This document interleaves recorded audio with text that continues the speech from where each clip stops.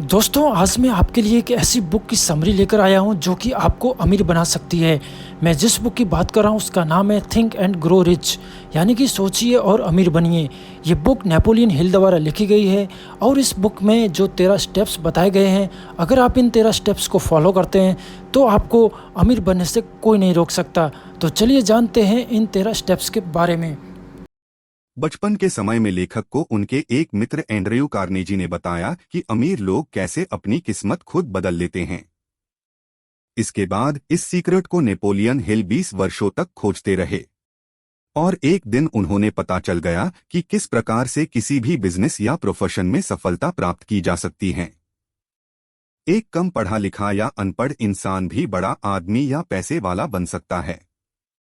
यह सीक्रेट लेखक ने अपनी पुस्तक के जरिए अपने रीडर्स को बताया है कि 500 लोग कैसे अमीर बने। इसके लिए किन किन कठिनाइयों से इन लोगों को गुजरना पड़ा। ये इतना आसान नहीं था। लेखक ने बताया है कि इस सफलता के लिए हमें क्या और कैसे करना चाहिए। इसके लिए कैसे शुरुआत करनी चाहिए।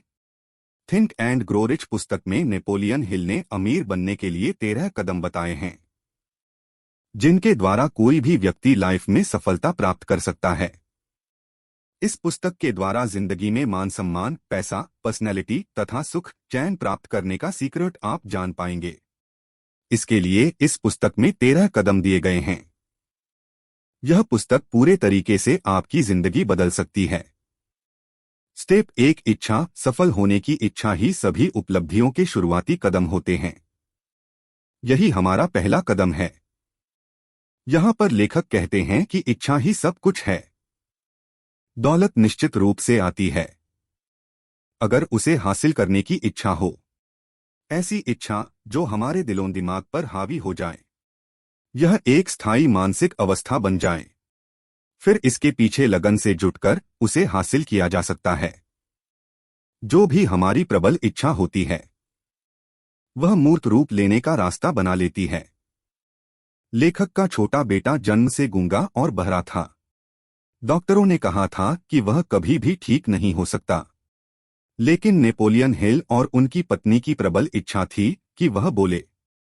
फिर कई सालों बाद ऐसा हुआ भी।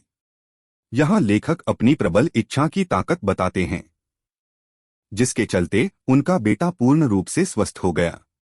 मस्तिष्क के सोचने की कोई सीमा नहीं होती सिवाय उन सीमाओं के जिन्हें हम पूर्ण मान लेते हैं। स्टेप 2, आस्था, जो हमारी इच्छा को हासिल करने का पूर्ण विश्वास देती है। सकारात्मक भावनाओं में जो सबसे सशक्त भाव पूर्ण रूप से होते हैं वह 3 तरीके के होते हैं: आस्था, प्रेम और वासना। आस्था का मतलब है कि हम बार बार अपने अवचेतन मन सबकॉन्शियस माइंड को निर्देशित करें अपनी इच्छा के प्रति, अपने लक्ष्य के प्रति। अगर आपके अवचेतन मन में आपकी आस्था ने घर कर लिया तो उसे सच साबित होते कभी देर नहीं लगती। अगर नकारात्मक बातें हम अपने दिमाग में भरेंगे तो उसके नकारात्मक परिणाम ही होंगे। यदि सकारात्मक निर्देश हम अपने दिमाग को देंगे तो उसके सकारात्मक परिणाम होंगे। आपका जो भी लक्ष्य है उसे लिखें, उसे बार बार दोहराएं ताकि उसका एक स्पष्ट चित्र आपके दिमाग में हमेशा के लिए बन जाए। जैसे कि आपको घर बनाना है तो उसका एक स्पष्ट चित्र आपके दिमाग में होना चाहिए कि आपका ड्रीम हाउस कैसा होगा और वह किन किन सुविधाओं से युक्त होगा। स्टेप 3, आत्म सुझाव। यहाँ आत्म सुझाव का मतलब है खुद के दिमाग को समझाना। आप जो भी अपना लक्ष्य हासिल करना चाहते हैं उसे अपने सबकॉन्शियस माइंड यानी अवचेतन मन में कैसे डालें। इसके लिए यहाँ नेपोलियन हिल 3 सुझाव दिए हैं। पहला, अपने लक्ष्य को एक कागज पर लिखें। दूसरा, इसे 7 अलग अलग जगहों पर बैठकर दोहराएं। तीसरा, इस काम को सुबह और शाम दोनों समय पर करें। आपको यह भी ध्यान रखना है कि आप जो शब्द बोल रहे हैं वह भावपूर्ण होने चाहिए। बिना भावों के आपका अवचेतन मन उन बातों को कभी भी नहीं मानेगा। हर मुश्किल, हर असफलता, हर दुख में इसके बराबर या इससे भी बड़ा लाभ छुपा होता है। स्टेप 4 विशेषज्ञ ज्ञान या व्यक्तिगत अनुभव। जो लक्ष्य आपने चुना है उसे हासिल करने का ज्ञान आपके पास होना चाहिए। अगर हमें लक्ष्य को हासिल करने का ज्ञान या अनुभव नहीं है तो इस कोरी कल्पना का कोई भी फायदा नहीं होता। अगर आप एक सॉफ्टवेयर डेवलपर बनना चाहते हैं लेकिन आपको कंप्यूटर या प्रोग्रामिंग लैंग्वेज नहीं आती है तो आप उसे नहीं कर पाएंगे। यदि आपके पास उस चीज की स्पेशलाइज्ड नॉलेज नहीं है तो आप उस काम को नहीं कर पाएंगे। एक और रास्ता मास्टरमाइंड ग्रुप का है। आप अगर एक मास्टरमाइंड ग्रुप अपने पास रखते हैं यानी कि ऐसे लोगों का ग्रुप जो उस काम का मास्टरमाइंड हो, तब आप उस टीम के सहारे कुछ भी काम कर सकते हैं।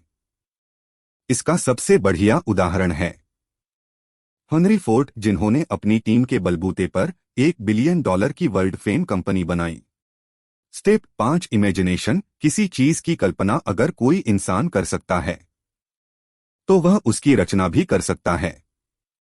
अगर एक आदमी कल्पना कर सकता है कि उसके पास लग्जरी गाड़ी हो तो वह इसे बुक में बताया गए इन 13 स्टेप्स से हासिल भी कर सकता है।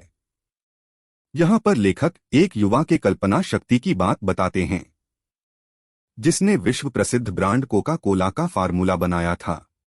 उसके पास यह कल्पना नहीं थी यह सॉफ्ट ड्रिंक कभी इतना बड़ा ब्रांड हो सकता है, लेकिन जिस युवा को उसने यह फार्मूला बेचा था उस युवा के मन में था कि एक दिन मैं इसे पूरी दुनिया को बेचकर दिखाऊंगा। उसने यह करके भी दिखाया।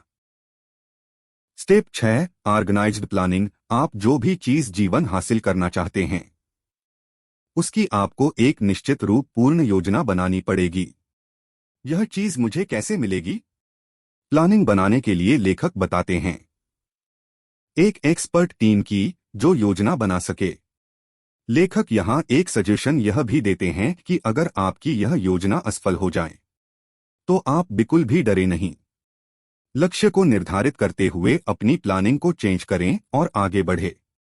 Step 7 ability of decision making. निर्णय लेने की क्षमता का विकास करना। यह गुण हेनरी फोर्ड के सबसे उत्कृष्ट गुणों में से एक था। वह निर्णय को तत्काल रूप से लेते थे, उस पर अडिग रहते थे।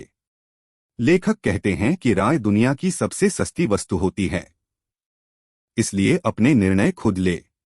जो लोग निर्णय लेने की ताकत रखते हैं उन्हें पता होता है कि वह क्या करना चाहते हैं।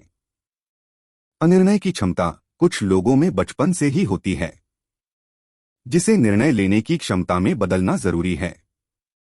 निर्णय लेने में आत्मविश्वास जरूरी होता है, जो बहुत कम लोगों में दिखाई देता है। Step 8 the power of devotion यानी लगन की शक्ति। लगन के पीछे कोई बड़ा अर्थ नहीं छिपा हुआ है, लेकिन यह गुण इंसान के लिए उतना ही महत्वपूर्ण है जितना कि स्टील बनाने के लिए कार्बन। लोगों पर नजर डालें तो हम देखेंगे कि उन सभी व्यक्तियों में एक कॉमन क्वालिटी होती है। उन सभी को अपने काम में करने में लगन होती है। नेपोलियन हिल बताते हैं कि लगन को कैसे विकसित किया जाए। इसके लिए आप 4 रास्ते अपना सकते हैं।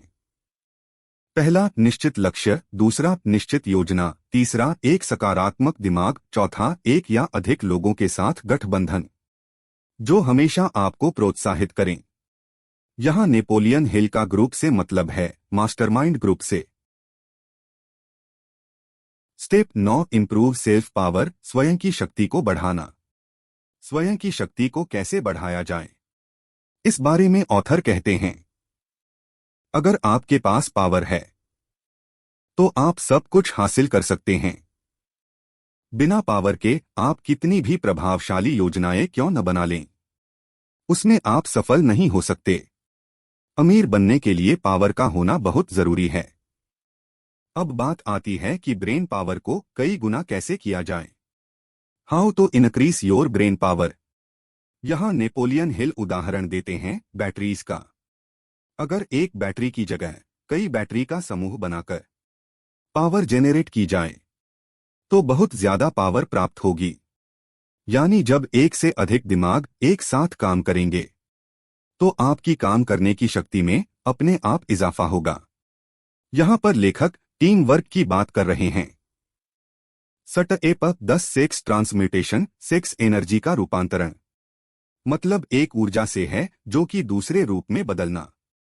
लोग सेक्स को सिर्फ शारीरिक सुख के रूप में लेते हैं, लेकिन नेपोलियन हिल इसके पीछे 3 संभावनाएं बताते हैं। पहली संभावना है मानव जाति का स्थायीकरण, दूसरा स्वास्थ्य बढ़ाना, तीसरी संभावना सबसे अधिक महत्वपूर्ण है और वो है रूपांतरण के द्वारा औसत दर्जे का व्यक्ति जीनियस बन सकता है। सेक्स एनर्जी को अगर पॉजिटिव एनर्जी में कन्वर्ट किया जाए तो कोई भी व्यक्ति जीनियस बन सकता है। कुछ लोग कामवासना के कारण खुद को नीचे गिरा देते हैं बजाय कि ऊपर उठाने के। नेपोलियन हिल बताते हैं पुरुष की सबसे बड़ी प्रेरक शक्ति होती है महिला को प्रसन्न करने की इच्छा, जो कि प्रेहिस्टोरिक आयु से चली आ रही है। अगर महिलाओं को हटा दो तो कितने ही काम नीरज और बेजान हो जाएंगे, लेकिन कामवासना का रूपांतरण जरूरी है। यदि इसी एनर्जी को दूसरे क्रिएटिव काम लगाया जाए तो यह असंभव कामों को भी संभव कर सकती है। लेकिन कामवासना में लिपटा हुआ इंसान कभी सफल नहीं हो सकता है। Step 11 control of subconscious mind यानी कि अवचेतन मन पर नियंत्रण करना। अवचेतन मस्तिष्क वह क्षेत्र है जिसमें चेतन मस्तिष्क के द्वारा 5 इंद्रियों के माध्यम से जो बातें पहुंचाई जाती हैं उन सभी का रिकॉर्ड दर्ज होता है। यह विचार और छवियों को ग्रहण करता है, चाहे वह जैसी भी हो। अगर हम अपने अवचेतन मन तक सकारात्मक विचार पहुंचाएंगे तो वह सकारात्मक बैकअप रखेगा। वही अगर नकारात्मक विचार पहुंचाएंगे तो वह नकारात्मक बैकअप ही रखेगा। Step 12 fresh brain. हम सबका मस्तिष्क जो है वो 2 तरीके से काम करता है। हमारे मस्तिष्क में 2 तरीके के सिस्टम होते हैं। एक होता है ब्रॉडकास्टिंग सिस्टम, दूसरा होता है रिसीविंग सिस्टम। मस्तिष्क की शक्ति अमूर्त होती है।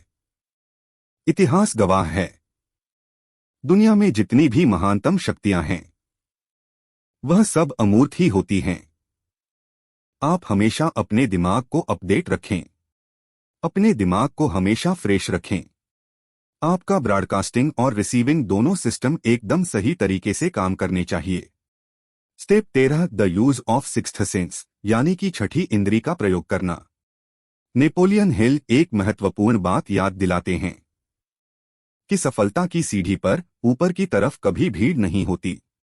शेष 12 सिद्धांतों को पूरी तरह अपनाकर ही आप इस 13वें सिद्धांत का यूज कर पाएंगे। विज्ञान अब तक इसकी खोज नहीं कर पाया है कि छठी इंद्री वास्तविकता में क्या है। यह ही वह रचनात्मक कल्पनाशीलता है जिसके द्वारा विचार और योजनाएं आपके दिमाग में कौंधती है। इसका प्रयोग दुनिया में बहुत ही कम लोग जानते हैं। सफलता की दिशा में आप इन 13 कदमों का पालन करके किसी भी प्रकार की सफलता को हासिल की जा सकती हैं।